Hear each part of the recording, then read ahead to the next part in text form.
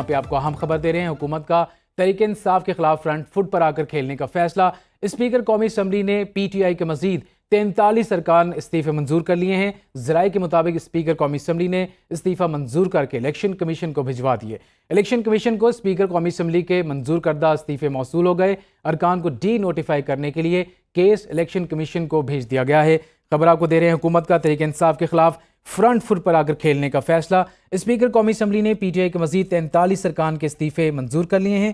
ذرائع کے مطابق اسپیکر قومی اسمبلی نے استعفے منظور کر کے الیکشن کمیشن کو بھجوا دیے ہیں۔ الیکشن کمیشن کو اسپیکر قومی اسمبلی کے منظور کردہ استعفیٰ موصول ارکان کو ڈی نوٹیفائی کرنے کے لیے کیس الیکشن کمیشن بھیج دیا گیا ہے۔ مزید بات کرتے ہیں، ہمارے نمائندے شہریار خان ٹیلی فون لائن پر موجود ہیں۔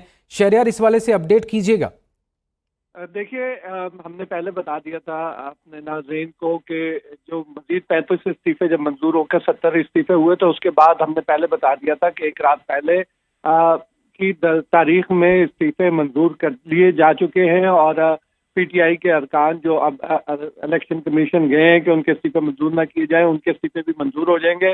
اس وقت صورتحال بہت دلچسپ ہو چکی ہے، اور ریاض پتیانہ جو گئے تھے اس دن الیکشن کمیشن یہ کہنے کے لیے کہ ہمارے استعفے منظور نہ کیے جائے، ان کے سمیت سردار طارق حسن، محمد یعقوب، شیخ پرنس نواز، راؤ محمد مرتضی اقبال، غزالہ سیفی، نوشین حامد، جواد حسین، سائمہ ندیم، تاشفین صفدر، صوبیہ کمال خان، ذل ہما، رخسانہ نوید، حاجی امتیاز چودھری، سردار محمد خان لغاری، لال چند، منزہ حسن اور طارق صادق جو ہے ان کے استعفے منظور کر لیے گئے ہیں۔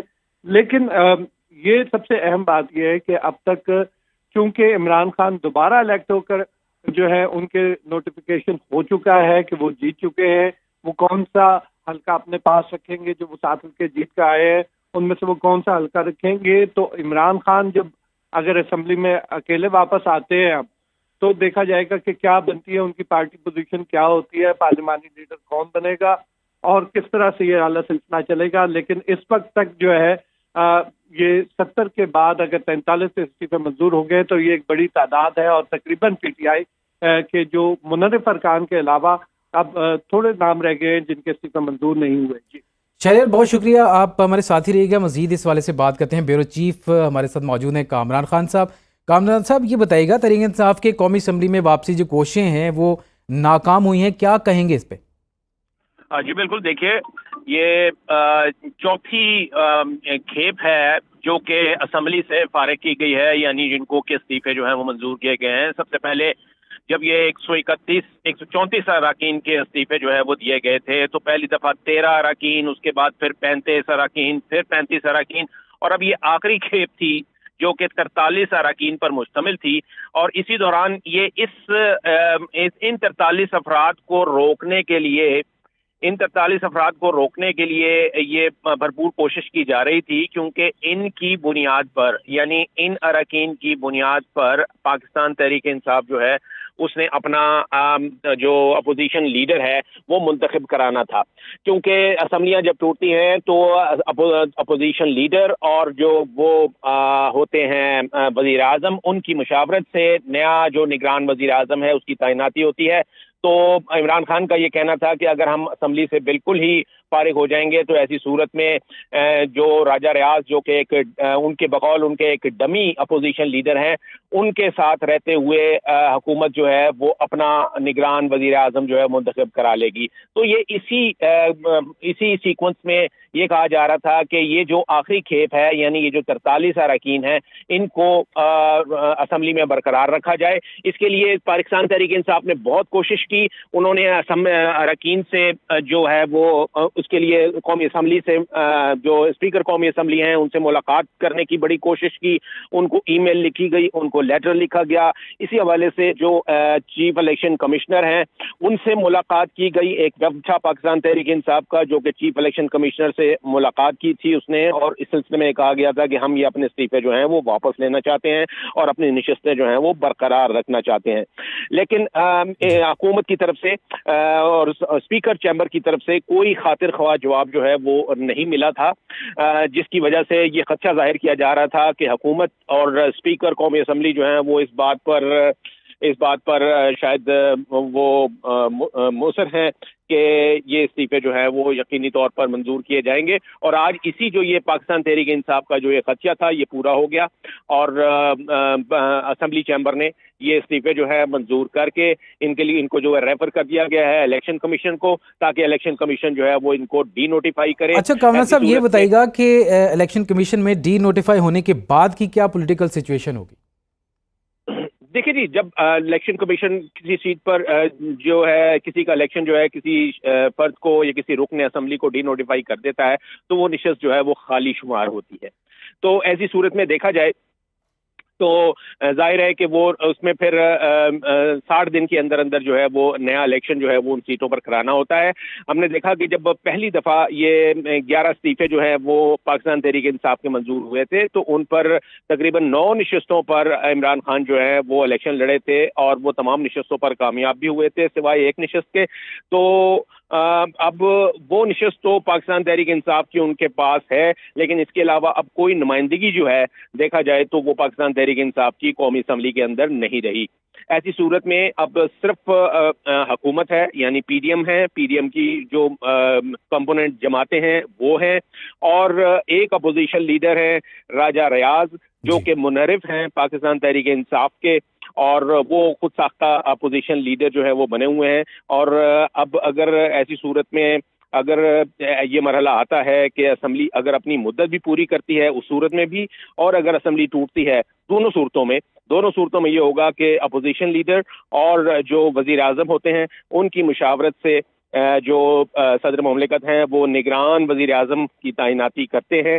تو راجہ ریاض اور پھر وزیر اعظم جو ہے شہباز شریف، ظاہر ہے کہ ان کی مشاورت سے جو نگران وزیر اعظم ہے وہ تعینات ہو سکے گا۔ اسی تعیناتی کو روکنے کے لیے اور اسی کو روکنے کے لیے پاکستان تحریک انصاف جو ہے وہ متحرک تھی، اور عمران خان نے بھی یہ فیصلہ کیا تھا کہ ہمیں اسمبلی میں واپس آنا چاہیے، اور یہ جو 43 اراکین ہیں یہ ان کو ریٹین کرنے کے لیے پوری کوشش کی گئی تھی، لیکن پاکستان تحریک انصاف کی کوششیں جو ہے ناکام ہوئی ہیں۔ میرا یہ خیال ہے کامران صاحب آپ کا بہت شکریہ۔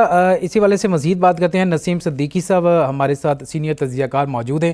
نسیم صاحب بہت شکریہ بات کرنے کے لیے۔ بتائیے گا کہ یہ جو سچویشن ہے جس میں حکومت کا تحریک انصاف کے خلاف جو فرنٹ فٹ پر کھیلنے کا جو فیصلہ ہے آپ کے سامنے آیا ہے، اور اسپیکر نے جو 43 ارکان کے استعفے منظور کیے ہیں، اب اس سچویشن کے بارے میں آپ کیا کہیں گے؟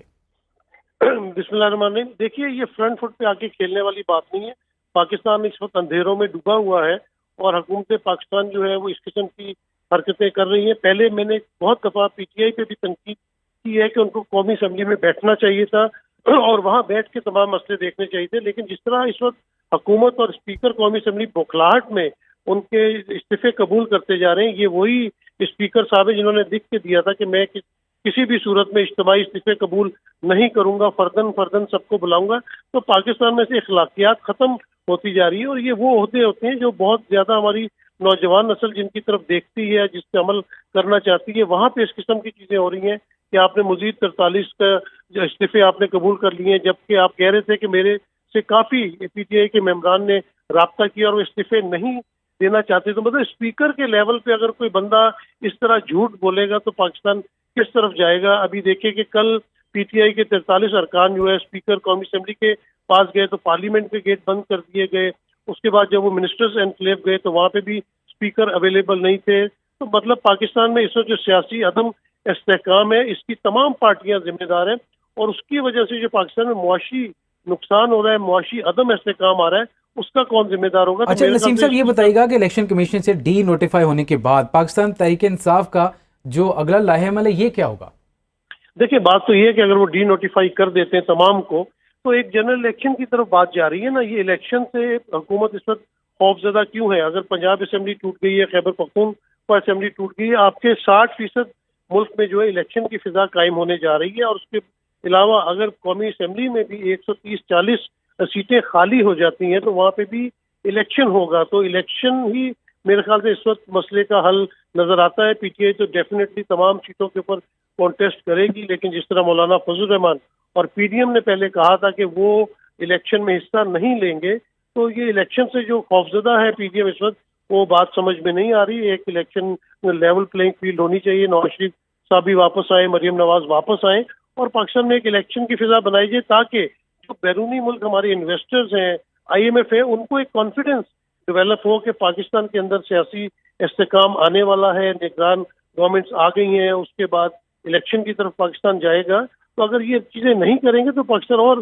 डाउन द ड्रेन जाता चला जाएगा। आप देख लीजिए जो मौशी हालात हो रहे हैं, जिस तरह हमारे फॉरेन रिजर्व्स नीचे की तरफ जा रहे हैं, तो इसका कौन जिम्मेदार है? आखिर किसी ना किसी को तो जिम्मेदारी लेनी पड़ेगी ना। अच्छा, PDM की आपने बात की कि इलेक्शन से खौफजदा है, तो आप समझ सकते हैं कि ये जो सिचुएशन जो क्रिएट की जा रही है ये एक पॉलिटिकल स्टंट भी हो सकता है उनका? देखिए, पॉलिटिकल स्टंट तो नहीं हो सकता। बात यह है कि इस वक्त मैदान में इमरान खान साहब as a leader of opposition मौजूद हैं, उनकी पॉपुलैरिटी भी है, सर्वेज भी आ रहे हैं, लेकिन देखिए सर्वेज जो है वो बहुत कम लोगों के ऊपर किया जाता है। मेरे मतलब है कि इतनी बड़ी बड़ी सियासी जमातें हैं, इतने बड़े कद के लीडर्स हैं, आसिफ अली जरदारी हैं, नवाज शरीफ साहब हैं, शहबाज शरीफ है, मौलाना फजल रहमान है, इनको मैदान में आना चाहिए, इनको मैदान खाली नहीं छोड़ना चाहिए और जो एक ये खौफ की फजा बनी हुई है इसको ख़त्म करना चाहिए। और दूसरी सबसे बड़ी बात यह है कि पाकिस्तान का जो सियासी इस्तेकाम है वो मुआशी इस्तेकाम के साथ जुड़ा हुआ है, तो पाकिस्तान सबसे पहले होना चाहिए। ये तमाम जो जमातें हैं इन्हीं की जिम्मेदारी है और नौजवान नस्ल जो है वो अपने इन सीनियर लीडर्स की तरफ, इन सियासी जमातों की तरफ देख रहे हैं कि पाकिस्तान किस तरफ जा रहा है। आपको पता है कि इस वक्त कितने लोग पाकिस्तान छोड़ छोड़ के जा रहे हैं, लोग नाउमीद हैं, इकोनॉमिक माइग्रेंट्स बढ़ते चले जा रहे हैं, तो ये गुमगो की कैफियत से बाहर निकलना पड़ेगा। और डेफिनेटली ये सियासतदानों की जिम्मेदारी है, हुकूमत वक्त की जिम्मेदारी है, अपोजिशन की जिम्मेदारी है, इलेक्शन कमिश्नर की जिम्मेदारी है। इलेक्शन कमीशन अपना रोल प्ले करे, उनके ऊपर बहुत ज्यादा इल्जामात इस वक्त लग रहे हैं। जो उन्होंने कराची के बल्दियाती इंतखाबात जिस तरह कराए हैं उससे तो सारा काला चिट्टा खुल के सामने आ गया है। ये पाकिस्तान में जनरल इलेक्शन किस तरह साफ और शफाफ करवाएंगे? अगर ये साफ और शफाफ इलेक्शन नहीं कराएंगे तो पाकिस्तान मजीद जो है वो गिरता चला जाएगा। आपको अगर याद हो 1977 में जब इलेक्शन हुए थे और जिस तरह उसमें रिगिंग हुई थी, उसके बाद आपने देखा कि मुल्क का क्या हाल हुआ और एक सीनियर तरीन लीडर जो पाकिस्तान के मकबूल तरीन लीडर्स हैं उनको फांसी पे चढ़ना पड़ा। तो बात यह कि पाकिस्तान में कब तक इस किस्म के मामला चलते रहेंगे? हर इदारे को अपनी जिम्मेदारी निभानी पड़ेगी। सबका पाकिस्तान है और इंशाल्लाह पाकिस्तान कायम रहेगा। तो ये सबके बेनिफिट के लिए तो सबको मिलके इस वक्त पाकिस्तान के बारे में सोचना चाहिए। अच्छा नसीम साहब, ये जो मुनहरिफ अरकान हैं जो कि कौमी असम्बली में अभी भी मौजूद हैं, कोई कानूनी या कोई अखलाकी जवाज़ है उनका रहने का? सॉरी, दोबारा बोलिएगा, आवाज। जो मुनहरिफ अरकान हैं जो कौमी असम्बली में मौजूद हैं, इनके हवाले से बताइएगा। देखिए, बात इखलाकी अगर आ जाए तो हमारे मुल्क में इखलाकियात तो ख़त्म होती जा रही हैं। जिस तरह सियासतदान एक दूसरे के ऊपर इल्ज़ामात लगाते हैं और जिस तरह मामला चल रहे हैं, पाकिस्तान में करप्शन को भी बुरा नहीं समझा जाता। जितने करप्शन केस थे आहिस्ता आहिस्ता ख़त्म होते जा रहे हैं। बहुत शुक्रिया नसीम सिद्दीकी साहब। कामरान साहब ब्यूरो चीफ और शहरियार खान हमारे साथ मौजूद थे। आपको बता दें कि इस्तीफ़े मंजूर कर लिए गए हैं। स्पीकर कौमी असम्बली ने इस्तीफ़े मंजूर करके इलेक्शन कमीशन को भिजवा दिए हैं।